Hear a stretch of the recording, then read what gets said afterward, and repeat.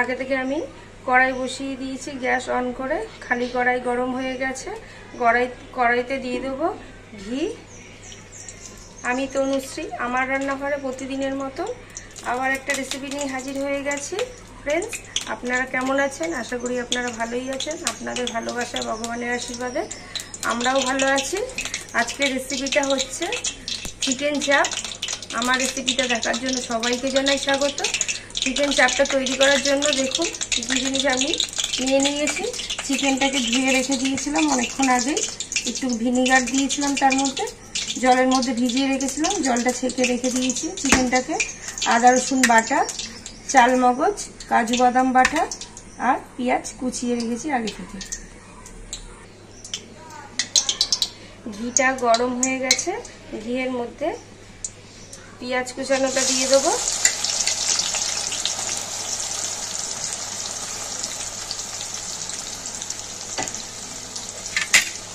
পেঁয়াজটাকে বেরেস্তা করে নেব।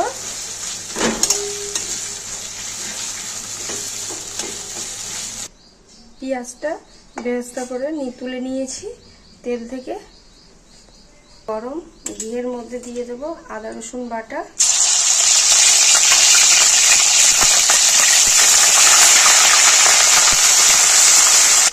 আদা রসুন বাটাটা ভাজা হয়ে গেছে, কাঁচা গন্ধও চলে গেছে আদা রসুনে। এবার আগে থেকে যে পেঁয়াজগুলো কেটে রেখেছিলাম, কুচানো পেঁয়াজটা দিয়ে দেবো।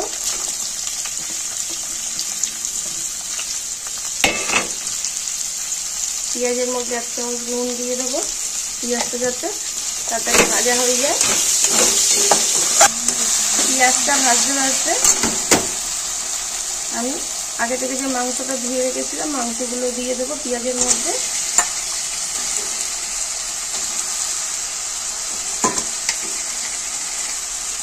পেঁয়াজের মধ্যেও আমি নুন দিয়েছিলাম, এবার মাংসের উপর দিয়েও নুন দিয়ে দেবো, যাতে মাংসটাও ভালোভাবে নুনটা ঢোকে।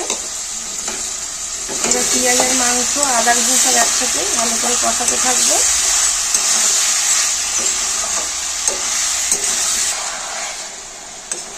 পেঁয়াজ দিয়ে মাংসটাকে ভালো করে ভেজে নিলাম।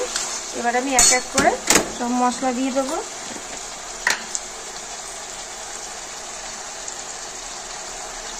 লঙ্কার গুঁড়ো 1 চামচ,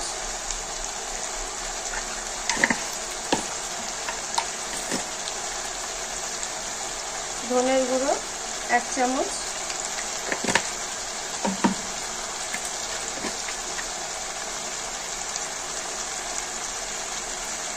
জিরের গুঁড়ো 1/2 চামচ,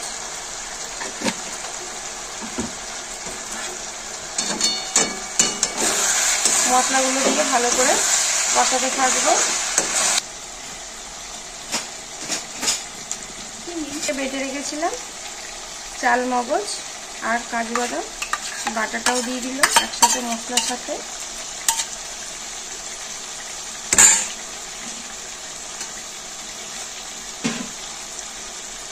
মশলা ধোয়া অল্প একটু জলও দিয়ে দিলাম, দিয়ে এবার ভালো করে কষবো।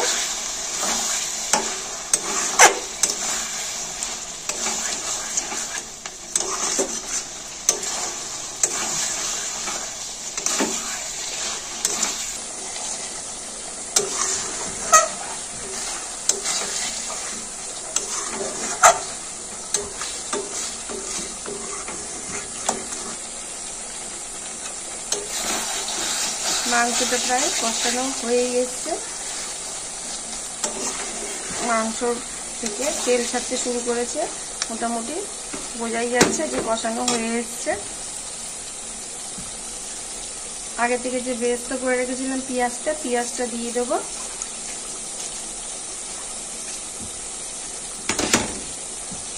দিয়ে আবার একটুখানি কষিয়ে নেব।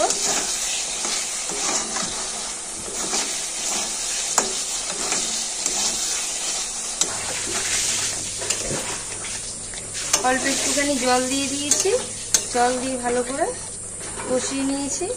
আমার মোটামুটি হয়ে এসছে চিকেন চাপ।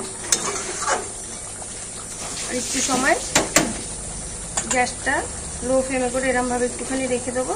তার আগে উপর থেকে একটুখানি গরম মশলা ছড়িয়ে দেবো।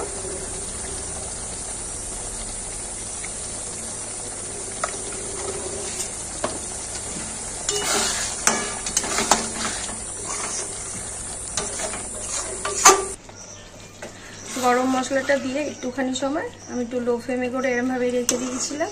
ব্যাস রেডি হয়ে গেছে চিকেন চাপ। এবার আমি এটাকে নামিয়ে নেব। এই চিকেন চাপ গরম গরম পোলাওর সাথে কিংবা পরোটার সাথে দারুণ লাগে। আপনারা একদিন বাড়িতে করে খেয়ে দেখতে পারেন ফ্রেন্ডস, আশা করি খুবই ভালো লাগবে। আমি তো প্রতিদিনের মতন রিকোয়েস্ট সবার কাছে করে থাকি যে আমার রেসিপি দেখে একদিনকার আপনারা বাড়িতে করে খাবেন, খেয়ে আমাকে একটা কমেন্ট করে জানাবেন কেমন রেসিপিটা হয়েছে। আর প্রতিদিনের মতন পাশে থেকে ভালোবেসে একটা লাইক শেয়ার সাবস্ক্রাইব করে দেবেন। ভালো থাকবেন, সুস্থ থাকবেন। Thank you.